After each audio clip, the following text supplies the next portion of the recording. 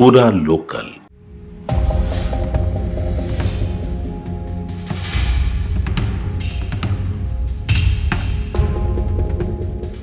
తెలంగాణలో రెండో ప్రభుత్వంగా కాంగ్రెస్ నెలకొన్న తర్వాత మొట్టమొదటగా హైదరాబాద్ను అభివృద్ధి ఒక లక్ష్యంగా ముందుకు సాగుతున్న క్రమంలో హైడ్రా లాంటి ఒక యాక్ట్ని తీసుకువచ్చి ఒక కమిషన్ ఏర్పాటు చేసి ఈ కబ్జాలకు సంబంధించి ఇటు బఫర్ జోన్లో ఉన్న కట్టడాలు, చెరువులు, కుంటలు, అలాగే డ్యాముల దగ్గర ఉన్న భూములన్నింటినీ కూడా ఎక్కడైనా ఆక్రమణలు జరిగితే స్వాధీనం చేసుకునేందుకు ఏర్పాటు చేసిన హైడ్రా హైదరాబాద్కే పరిమితమైంది. అయితే అదే తరహాలోనే కరీంనగర్ లోయర్ మేనర్ డ్యామ్ చుట్టూ ఉన్న కొన్ని కట్టడాలపైన ప్రభుత్వం దృష్టి సారించినట్టుగా ఉంది.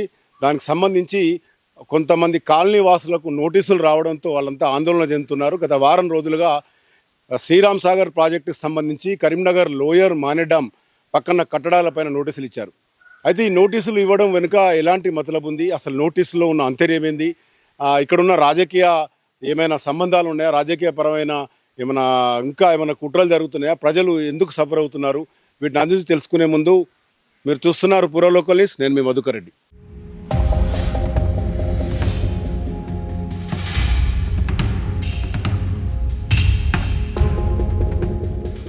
ఎస్ఆర్ఎస్పి కెనాల్ డ్యామును ఆనుకొని ఉన్న కెనాల్ ఇలాంటిది. ఈ కట్ట దాదాపు ఈ డ్యాముకు వేసిన ఆనకట్ట ఏదైతే ఉందో దాదాపు 3 నుంచి 4 కిలోమీటర్లు ఉంటుంది గేట్ల వరకు. దీని చుట్టూ పక్కన ఎక్కడైతే ఉందో ఈ కట్టడాలన్నీ కూడా గతంలో ప్రభుత్వం ఇచ్చినట్టుగా ప్రజలు చెప్తున్న పరిస్థితి, ఇక్కడున్న కాలనీ వాసులు చెప్తున్న పరిస్థితి. ఇవన్నీ కూడా ఆనకట్టను ఆనుకొని దాదాపు 100 మీటర్ల ఆవలనే కట్టుకున్న వాటికి అయినా సైతం తాజాగా తెలంగాణ ఇరిగేషన్కి సంబంధించిన క్యాడ్ డిపార్ట్మెంట్ వాళ్ళు ఒక నోటీసును జారీ చేయడం జరిగింది. ఈ నోటీసులో క్లియర్గా చెప్తున్న అంశం ఏంటంటే ఇదంతా 200 దూరం బఫర్ జోన్ కట్టకు సంబంధించి 200 దూరంలో కట్టడాలు ఉండాలి, మీరంతా నిర్మించుకున్నారు కాబట్టి వెంటనే కాల్ చేసి వెళ్ళాలని చెప్పి ఒక నోటీస్ రావడంతో కాలనీ వాసులంతా కూడా ఆందోళన చెందిన పరిస్థితి. అదే నిజానికి అసలు ఈ లోయర్ మేనర్ డ్యామ్ కట్టడానికి సంబంధించిన ఈ చుట్టూ కట్టడాలు కూడా ఒక రకంగా చూస్తే ప్రభుత్వ కట్టడాలు కూడా ఎక్కువ కనబడుతుంటాయి మనకు. గేట్లో దగ్గర నుంచి చూస్తే నుస్లాపూర్, తిమ్మాపూర్ దగ్గర నుంచి ఉన్న గేట్లకు సంబంధించి అన్ని చూస్తే కూడా ప్రభుత్వ పాలిటెక్నిక్ కళాశాలలు, సెంటర్ ఆఫ్ స్కూల్ ఎక్సలెన్స్, తర్వాత ఉజ్వల పార్కు, పాలిటెక్నిక్ సంబంధించిన అనుబంధ కళాశాలలు, ఈ రకంగా చూస్తే గిరిజన హాస్టల్స్, ఇవన్నీ కూడా చాలా ప్రభుత్వ కట్టడాలు ఉన్నాయి. అయితే వీళ్ళు చెప్తున్న నిబంధనల ప్రకారం 200 మీటర్లు అంటే దాదాపు అక్కడున్న ఉజ్వల పార్క్ ఎదురుగున్న ఐటీ టవర్ కూడా వే పరిస్థితి, మెయిన్ రోడ్ కూడా వే పరిస్థితి. ప్రస్తుతం 200 మీటర్ల దూరంలోనే కట్టడాలు ఉండాలంటూ నేషనల్ డ్యామ్ సేఫ్టీ అథారిటీకి సంబంధించిన 2021లో ఏదైతే సర్క్యులర్ జరిగిందో దాన్ని ఇవ్వడానికి ఇస్తూ వాళ్ళు ఒక నోటీస్ ఇవ్వడం జరిగింది. ఆ నోటీసులో క్లియర్గా 2021 నిబంధనల ప్రకారం మీరంతా కూడా ఇవన్నీ కాల్ చేసి వెళ్ళాలి, కాలనీలంతా ఖాళీ చేయాలి, లేదంటే కూలగొట్టాల్సి వస్తుంది, జైలు శిక్ష ఉంటుందని చెప్తున్న క్రమంలో ప్రజలంతా కూడా ఆందోళన చెందుతున్నారు. ప్రస్తుతం ఇక్కడ చూడొచ్చు బిల్డింగులు కూడా చాలా బహుళ అంతస్తుల బిల్డింగులు తయారై వీళ్ళందరికీ అప్పుడు కొంతమంది ఈ డ్యాముకు సంబంధించిన భూములు ఇచ్చిన రైతులకు సంబంధించి ఇక్కడ ప్రత్యామ్నాయంగా వీరందరికీ భూములు ఇచ్చినట్టుగా చెప్తున్నారు.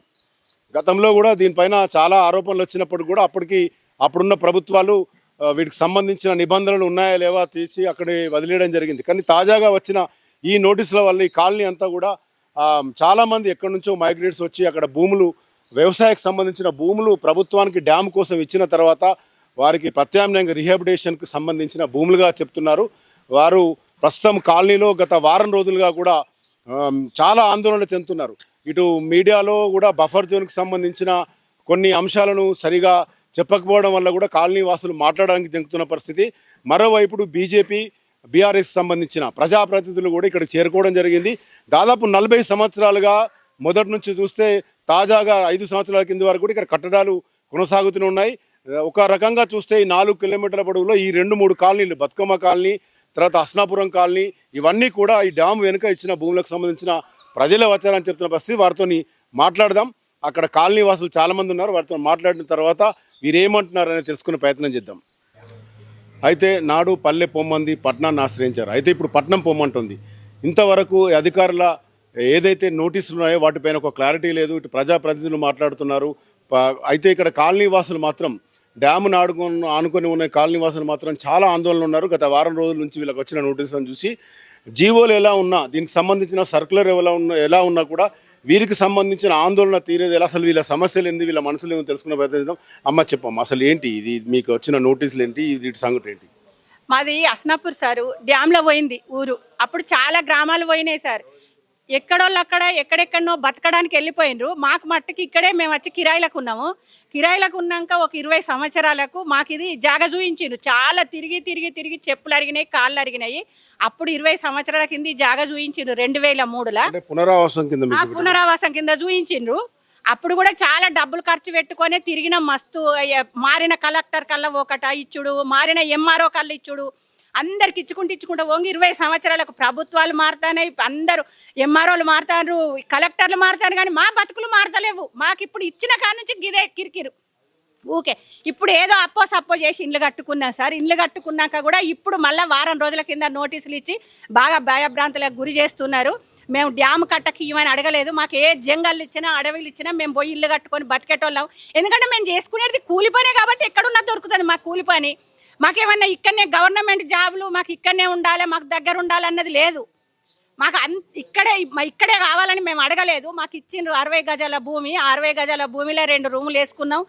సప్పో చేసుకొని ఇప్పటికి కూడా ఇంకా కొంతమంది లోన్లు కట్టుకుంటున్నారు, అప్పు చేసుకొని కట్టుకున్నారు. ఇప్పుడు మళ్ళీ నోటీసులు వచ్చి ఇప్పుడు ఇండ్లు కాల్ చేయండి, లేకపోతే మీకు జైలు శిక్ష అవుతుంది, మీరు జైలుకు పోతారు అని అంటే మేము కాల్ చెయ్యం.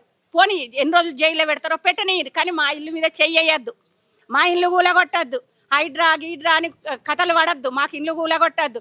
రాజకీయాలు మారిన కొద్దీ, ఎమ్మెల్యేలు మారిన కొద్దీ, ముఖ్యమంత్రులు మారిన కొద్దీ మాకు బతుకులు ఖరాబ్ చేస్తారా? మా బతుకులను ఖరాబ్ చేస్తే మేము ఊకుండము, ఓటుతోనే బుద్ధి చెప్తాము. ఇప్పుడు మట్టుకి ఇచ్చినవి వాపస్ తీసుకుపోయి మాకు కలెక్టర్ అమ్మ మేము సోమవారం నాడు ప్రజావాణిలోకి పోతాం, కలెక్టర్ అమ్మ ముందటనే చెప్పుతాము.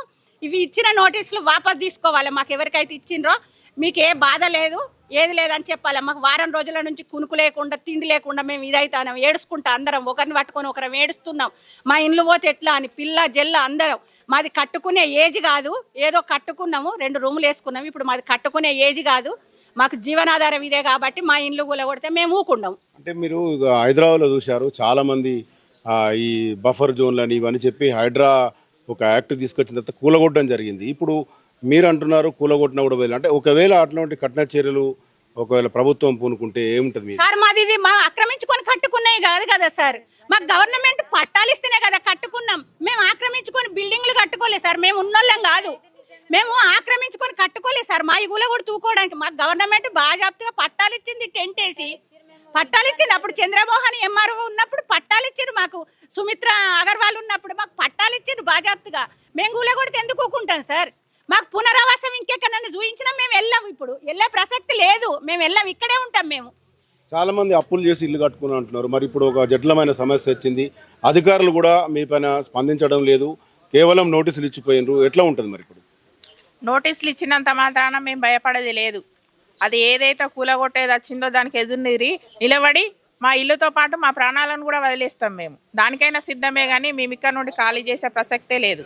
మాకు ఊరు పోతే ఊరు పోయిన కింద ఇచ్చిర్రు. ఇది మేమేం కబ్జా చేసుకోలేదు, కొనుక్కోలేదు. మేము గవర్నమెంట్ ఇచ్చిన జాగాలనే ఇల్లు కట్టుకున్నాం. మేము వాళ్ళే మళ్ళీ గుంజుకుంటా అంటే ఇది ఎక్కడ న్యాయం మరి? మళ్ళీ వాళ్ళు గుంజుకోవడానికే సిద్ధమయ్యారు. దానికి ఏమాత్రం మేము ఒప్పుకోము. మా ఇల్లుతో పాటు మేము ప్రాణాలు కూడా వదిలిపెట్టడానికి సిద్ధంగా ఉన్నాం. గత వారం రోజులుగా మీకు సమస్య వచ్చింది కదా, మీరు ఎవరిని అధికారులను సంప్రదించారు? ఎవరైనా ప్రజాప్రతినిధులు మీకు వచ్చారా? దీనిపైన ఎలాంటి చర్య ఉండబోతుందని చెప్పారు? మాకు వారం రోజుల కంచెనే, అంటే మేము పొద్దున్న అయితే పనికి వెళ్తాం, ఉన్న వాళ్ళకు నోటీసులు ఇచ్చిర్రు. వాళ్ళు మాకు చెప్పారు రాగానే ఇట్లా మీకు ఇల్లు పోతున్నాయి అంటే అది పోతున్నాయి నోటీసులు ఇచ్చిన వరకు మాకు భయం గురైనాం. మేము అయినాక మమ్మల్ని ఆదుకున్న దేవుడు ఎవరు అనేది చూసినాం. అట్లనే మా అన్న గంగల కమ్మగారు అన్న వచ్చిండు, మన మాజీ మేజర్ సాబ్ కూడా వచ్చిండు, మాకు ధైర్యాన్ని ఇచ్చిండు. మీరు ఏం కాదు, మేము ఉన్నాము, మేము ఆడతాం చేస్తాం అని ధైర్యం ఇచ్చిండు. ఒకటి మాకు ఆ రోజు మీరు 30 మీటర్ల తర్వాత మాకు ప్లాట్లు అని మీరే ఇస్తేనే మేము వచ్చినాం. మా సొంతంగా మేము వచ్చి ఆక్రమించుకొని ఇల్లు కట్టుకోలేదు. ఆ రోజు మరి అదే 200 మీటర్లు అని మీరు పెట్టితే మేము ఊపుకుందాం కదా. అదే చూపించిన వేరే చూపించినా కూడా మాకు ఇట్లా కాలనీ ఏర్పాటు కదా, మాకు ఊరు ఏర్పాటు కదా. ఇప్పుడు డ్యామ్లో పోయిన ఊరికి మేము బాధపడుతున్నాం అంటే ఇప్పుడు ఈడ ఊరు పోతున్నాం, ఇంకా మాకు బాధలు జరుగుతున్నాయి మాకు. ఒకటి మీరు ఆలోచించి నోటీసులు వెనుక కాపా తీసుకోండి. మీ పేదవాళ్ళం కూలి వేసుకునే బతికేటోళ్ళం, మా పొట్టలు కొట్టకండి. మాతోటి మీకు ఏ నష్టం లేదు, డ్యామ్కి ఏ నష్టం లేదు. మేము మంచిగా ఉన్నాం, మీరు మంచిగా ఉన్నారు, అందరం మంచిగా ఉన్నాం, దేనికి పుణ్యాలా. అంటే అధికారులు నోటీసులు ఇచ్చి వెళ్ళిన తర్వాత మీరు అధికారులను కలిసిరా, మళ్ళీ వెళ్ళారా? ఏఎస్ఆర్ఎస్ కి సంబంధించిన భూములు అని చెప్పి ఒక నోటీసులు వచ్చినాయి, తెలంగాణ ఇరిగేషన్ క్యాడ్ ఆధ్వర్యంలో వచ్చింది. మీరు ఎవరిని అధికారులను సంప్రదించారు? అదే ప్రజాప్రతినిధులు అంటే సరే, మీ దగ్గరికి ఎలక్షన్లు వస్తున్నాయి, ఏదో ఒకటి జరుగుతుంటుంది, వస్తుంటారు, మీరు వెళ్తుంటారు, కానీ అధికారుల స్పందన ఎలా ఉంది? అధికారుల సంధానం ఏంటంటే వాళ్ళు మీ నోటీసులు ఇచ్చినాం కదా, నోటీసుల మీద మీ ఇంటి నెంబర్లు మీ పేర్లు అని తీసుకొచ్చి మాకు ఇవ్వండి, మేము పైకి పంపుతాం అంటారు. అంటే అందరికి ప్రతి ఒక్క ఇంటికి మేము ఇచ్చినాం కదా, మీరు తీసుకురా మాకు రిటర్న్ ఇచ్చేయండి, మళ్ళీ రిటర్న్ ఇస్తే మేము పైకి పంపుతాం, పైకి పంపిస్తే వాళ్ళు ఏం నిర్ణయం తీసుకురా మాకు తెలియదని వాళ్ళు చెప్పారు. మాకు చెప్పినా కూడా మేము ఒకటే అంటున్నాం, మీరు ఎన్ని ఖర్చులు పెట్టి చేస్తుర్రు, మా కాలనీ ఉన్నోళ్ళం మేము లేని వాళ్ళం. రోడ్లు చూడు ఎంత మంచి రోడ్లు పోసిర్రు, ఎంత మంచిగా స్ట్రీట్ లైట్లు వేసిర్రు, మోరీలు కట్టిర్రు, మేము మంచిగా ఉండాలని మీరు చేసిర్రు. కానీ ఈ మధ్యలో మీకు ఏమనిపించిందో, డ్యామ్ గురించి మీకు నో టెన్షన్ పడకూడదు, డ్యామ్ మంచిగా ఉన్నది, కట్ట కూడా ఓకే. మేము ఉండేది కొసకట్టకే, ఇక్కడ డ్యామ్ మీకు ఫుల్ నీళ్ళు వచ్చినా కూడా తలుపులు ఇంకిన వాటర్ బయట పడ్డా కూడా మీకు ఇక్కడ అంత కొడితే 3 ఫీట్ నీళ్ళు ఉంటాయి కట్టకు. అంటే ఇది కొసకున్నాం మేము, పక్కనే మసిన వాటికి ఉన్నది, మసిన పక్క పంటే మేము ఉన్నాం ఇక్కడ. ఈ లాస్ట్ ఏరియా ఈ ఆల్రెడీ ఇక్కడ మీ జేసీబీలతో తీసి కట్టకు మట్టి పోసిర్రు. మాకు ప్లాట్లు ఇచ్చినప్పుడు మేము మట్టి పోసుకొని ఈ లెవెల్కి వచ్చి ఇంత ఇల్లు కట్టుకున్నాం, బ్యాంకు లోన్లు వచ్చి ఇల్లు కట్టుకున్నాం. దయచేసి మా ఇల్లు కొంచెం మీరు క్షమించి వదిలిపెట్టండి. ఇప్పుడు బ్యాంకు లోన్లు వచ్చినాయి అంటే ఇది సక్రమైన ఆస్తులు అన్నట్టు కదా? అవును. అంటే ఇవి ఒక బ్యాంకు నుంచి లోన్ రావాలంటే చాలా నిబంధనలు ఉంటాయి. నిబంధనల ప్రకారం లోన్లు వచ్చినాయంటే ఇప్పుడు మరి ఈ నేపథ్యంలో మీకు నోటీసులు రావడంలో అంతేనేమింది, అసలు కారణం ఏంది అనుకుంటున్నారు? కారణం ఏదో మాకు తెలుస్తలేదు. వాళ్ళు సడన్గా 200 మీటర్ అంటారు. మాకు ఆల్రెడీ పట్టాలు ఇచ్చిన దాని మీద 30 మీటర్ల ఉంది, కట్ట నుండి 30 మీటర్ అంటే 100 ఫీట్ల ఉంది. మేము ఇన్ని రోజులు అట్లా అనుకున్నాం, కానీ వాళ్ళు సడన్గా 200 మీటర్లు అంటారు అని మాకే భయానకంలో గురవుతున్నాం. మేము మాకు అర్థమవుతలేదు ఏంది ఇది. నోటీసులు ఇచ్చినాం అంటారు, ఈ నోటీసులు కరెక్ట్ కాదని కొంతమంది అంటారు, ఏమో అవుతలేదు. మళ్ళీ ఇంకోటి ఏంటంటే మీకు ఒక్కసారి బ్లోర్లు పట్టుకొచ్చి కూల కొడతామంటే మేము పొద్దునైతే ఆల్రెడీ 8-8:30 పనులకు వెళ్ళిపోవడం, అందరం కూలి పని చేసేవాళ్ళమే. వెళ్ళిపోయినాక మీరు వచ్చి మా ఇల్లు ఏం చేస్తారా అని వారంలో కంచిన పనులకు కూడా పోకుండా ఇళ్ళల్లో మేము భయానం కుదాయి ఇళ్ళల్లో ఉంటున్నాం. అంటే ప్రభుత్వం కానీ ఇప్పుడు ముఖ్యమంత్రికి కానీ లేకపోతే దీనికి సంబంధించిన జిల్లాధికారులు మీరు ఏం విన్నవించుకుంటారు?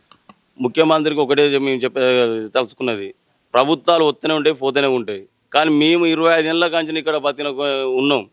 మా మీద దయచేసి కొంచెం ఈ జాగ గురించి పట్టించుకోకుండా వదిలిపెట్టండి. మేము ఉన్నోళ్ళం కాదు, మాకు ఏడ భూములు లేవు.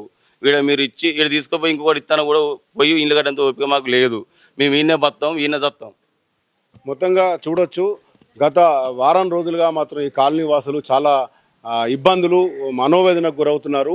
అధికారులు ఒకప్పుడు ఇది అధికారికంగానే తమకు కేటాయించిన భూముల్లో పూర్తి స్థాయిలో అధికారం ఉన్నప్పటికీ కూడా కొత్తగా వచ్చిన ఈ నోటీసుల వల్ల ఇబ్బంది పడుతున్న కొంతమందితో మాట్లాడదాం. అమ్మ చెప్పండి, అసలు మీరు ఈ పరిస్థితిలో మీరు ఏమనుకుంటున్నారు? మాకు మా ఇల్లు మాకు కావాలని అనుకుంటున్నాము. అంటే ఇప్పుడు నోటీసులు వచ్చినాయి కదా, దీని మీద ఏం చేద్దాం? కంపల్సరీ ఇక్కడ అందరం ఉంటున్నాం, కొన్ని ఏళ్ళ కమని ఉంటున్నాం కదా సార్, మాకు ఏం ఆధీనం లేదు కదా.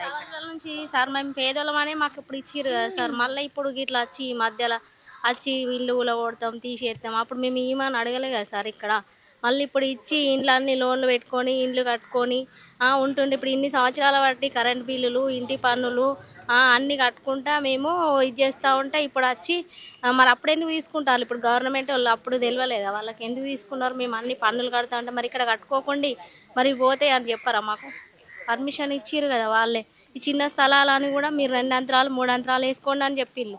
మళ్ళీ ఇప్పుడు వచ్చి డ్యామ్ తెగుతుంది, మీరు ఇక్కడ ఉండద్దు అంటే తెగని మా మీంచాలు ఓని నీళ్ళు, కానీ మేము మాత్రం ఇక్కడ నుంచి కదిలే ప్రసక్తే లేదు. మీకు పునరావాసం కింద ఇచ్చిరా లేకుంటే ఊరు అక్కడ డ్యాము కింద లేసిపోయిన ఊర్లకు సంబంధించి మీకు ఇచ్చిన ప్రత్యామ్నాయ భూమి ఇది? మాకు గన్నేరువారం అది అక్కడ మాకు కొద్దిగా వేయింది, పోతే డ్యామ్లో వేయింది, వ్యవసాయ భూమిలో వేయింది. పోతే మరి మాకు భూమి కావాలని చెప్పి మేము అక్కడ మమతా టాకీస్ కాడ వేసుకుంటే ఆ నుంచి వెళ్ళి ఈడ చూపెట్టిండ్రు. ఈడ చూపెడితే ఇక ఇన్నే ఉన్నాం. ఇంతవరదాకా మాకు ఎలాంటి హాని లేదు, అందరికి ఇచ్చిండ్రు. మేము మాత్రం మాకు సొంతంగా నేను నిరాదీక్ష పట్టినే, నా దగ్గర రిపోర్ట్లు కూడా ఉన్నాయి. నిరాదీక్ష పట్టినే, నిరాదీక్ష వష్టంగా నాకు నిమ్మరసం ఎంఆర్ఓ నిమ్మరసం దాగిచ్చి నన్ను లేపి నీకు చూపెడతా అని నాకు రోడ్డుకే చూపెట్టిండు. రోడ్డుకే ఇల్లు కట్టుకున్నా ఉన్నా. ఇప్పుడు మళ్ళా నోటీసులు పంపుడు అంటే మాకు చాలా బాధాకరం అనిపిస్తుంది. ఎస్ఆర్ఎస్ వాళ్ళు, ఇరిగేషన్ వాళ్ళు మాకు ఇట్లా చేస్తారు, మమ్మల్ని ఇబ్బందులు పెడతారు. మరి వాళ్ళకి మేము ఏం నష్టం చేసినాం? మొత్తంగా చూడొచ్చు, హైదరాబాద్లో హైడ్రా క్రమంలోనే అదే తరహాలోని ఇక్కడ నోటీసులు రావడంతో వీరంతా భయపడుతున్న పరిస్థితి. ఇప్పటికే అధికారులను సంప్రదించడం జరిగింది. స్థానిక ప్రజాప్రతినిధులు, స్థానిక ఎమ్మెల్యేలు అంతా కూడా రావడం జరిగింది. అయితే ఇప్పటికి కూడా ఒక క్లారిటీ లేదు. వారం రోజులుగా కూడా అసలు తమ ఇల్లు ఉంటాయా పోతాయా అని తెలియదు. ఈ బఫర్ జోన్కి సంబంధించిన ఏదైతే డిస్టెన్స్ ఉందో అదొక ఖచ్చితత్వాన్ని పాటించాల్సిన అవసరం ఉంది. దీనికి సంబంధించి పూర్తి డీటెయిల్స్ మనం అసలు ఈ కాలనీలో పూర్తిగా చూస్తే ఎన్ని కట్టడాలు ఉన్నాయి, ఎన్ని కిలోమీటర్ల పొడవు ఉన్నదో తెలుసుకునే ప్రయత్నం చేద్దాం.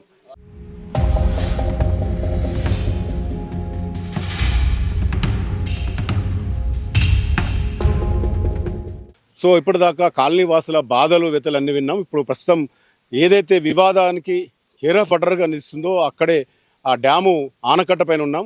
మనం చూడవచ్చు లెఫ్ట్ సైడు డ్యామ్ ఉంది, డ్యామ్ మధ్యలో మనం ఉన్నాం. ఇక్కడ నుంచి చూస్తే పక్కనే ఉన్న కాలనీ కనబడుతుంది. ఈ కాలనీలో బహుళ అంతస్తులు, ఇప్పటిదాకా కాలనీలో ఉన్నాం. ఇక్కడ చూడవచ్చు నేరుగా బహుళ అంతస్తులు ఉన్నాయి, అపార్ట్మెంట్లు కూడా వచ్చాయి. పూర్తి స్థాయిలో చూస్తే ఈ డ్యాము కట్ట పక్కన ఏదైతే కట్టడాలు ఉన్నాయో ఇవన్నీ కూడా చాలా ఏళ్ళుగా కట్టి ప్రజలంతా ఉంటున్న పరిస్థితి. అయితే ఇక బఫర్ జోన్కి వస్తే క్లియర్గా చూద్దాం. డౌన్లో బఫర్ జోన్ గతంలో ప్రాజెక్టులు కట్టినప్పుడు ఏదైనా ఫుల్ ఎఫ్టీఎల్ ఉన్నప్పుడు, ఫుల్ ట్యాంక్ లెవెల్ ఉన్నప్పుడు 30 ఫీట్ల అంటే 30 మీటర్ల దూరంలో తర్వాతనే కట్టడాలు ఉండాలని. ఇక్కడ చూడొచ్చు వీరంతా కూడా 30 మీటర్లు కాదు, దాదాపు 100 మీటర్ల తర్వాతనే కట్టడాలు నిర్మించుకోవడం జరిగింది. ఇప్పుడు తాజాగా వచ్చిన సర్క్యులర్లో 200 మీటర్లు అంటూ చెప్పడంతో ఒక్కసారిగా దాదాపు కాలనీలన్నీ కూడా ఇక్కడ నుంచి లేచిపోయే పరిస్థితి ఉంది. అయితే ప్రభుత్వం తక్షణమే దీనిపైన ఇప్పుడే ఆందోళన చెందుతున్న ప్రజలు డిమాండ్ చేస్తున్న బట్టి వెంటనే చర్యలు తీసుకోవాలని చెప్తున్నారు. ఎస్ఆర్ఎస్పికి సరైన సూచనలు ఇచ్చి ఇక్కడ తమ కాలనీలకు సంబంధించిన పూర్తి మనోవేదనను తొలగించాలంటే దీనిపైన స్పష్టత రావాలని చెప్తున్నారు. కరెక్ట్గా చూస్తే రైట్ సైడు డ్యాము నీళ్లు ఇంకా ఎండుకుపోయి ఉంది, డ్యాము లెఫ్ట్ సైడు కాలనీ, మధ్యలో ఆనకట్ట. ఈ ఆనకట్టను ఆనుకొని 100 మీటర్ల తర్వాత కన్స్ట్రక్షన్ ఉంది. అయితే 200 అని చెప్తే మాత్రం దాదాపు మెయిన్ రోడ్ పైన ఇక్కడ నుంచి మెయిన్ రోడ్ వరకు 200 మీటర్ల రోడ్ వస్తుంది, ప్రధాన రహదారి వరకు కూడా పూర్తిగా ఈ కట్టడాలన్నీ తొలగించాల్సిన పరిస్థితి ఉంది. అయితే ఇప్పటికిప్పుడు ప్రజలు ఆందోళన చెందుతున్నట్టుగా ఇటు ప్రభుత్వ ఆస్తులు, ప్రైవేట్ ఆస్తులు అన్నీ కూడా ఎస్ఆర్ఎస్పికి సంబంధించిన ప్రాంతాలనే కట్టడం అంటూ అంటే ఈ 200 ఫీట్ల కౌంటు దాకా తీసుకుంటే ఇవన్నీ కట్టడాలు అందులోనే వస్తాయి. మొత్తంగా చూడొచ్చు వారం రోజులుగా కరీంనగర్లోని లోయర్ మానేరు డ్యామ్ ఆనుకొని ఉన్న ఈ కాలనీ వాసులు చాలా ఆందోళన చెందుతున్న పరిస్థితి. ఇప్పటికే ప్రభుత్వం పైన ఒత్తిడి తెచ్చే ప్రయత్నం రాజకీయ నాయకులు, స్థానిక ప్రజాప్రతినిధులు తెచ్చే ప్రయత్నం చేస్తున్నారు. మొత్తంగా చూస్తే త్వరలోనే ఈ యొక్క అంశానికి తెరపడకపోతే రానున్న స్థానిక ఎన్నికల్లో రాజకీయంగా చాలా ప్రభావం చూపే పరిస్థితి ఉంటుందని చెప్పి కూడా రాజకీయంగా విశ్లేషణ జరుగుతోంది. అయితే లోయర్ మానేరు డ్యామ్ కట్టిన తర్వాత దాదాపు 40 ఏళ్ళుగా ఆవాసం ఉంటున్న ప్రజలు ఒక్కసారిగా తాజాగా వచ్చిన తెలంగాణ ఇరిగేషన్ డిపార్ట్మెంటు ఎస్ఆర్ఎస్పికి సంబంధించిన నోటీస్తో చెల్లించిపోతున్నారు. ఇప్పటికైనా దీనిపైన ప్రభుత్వం వెంటనే చర్యలు చేపట్టి తగిన సూచనలు ఎస్ఆర్ఎస్పికి ఇచ్చి ప్రజలను ఆందోళన నుంచి దూరం చేయాల్సిందిగా మనం ఆశిద్దాం. చూస్తూనే ఉండండి పూరా లోకల్ న్యూస్.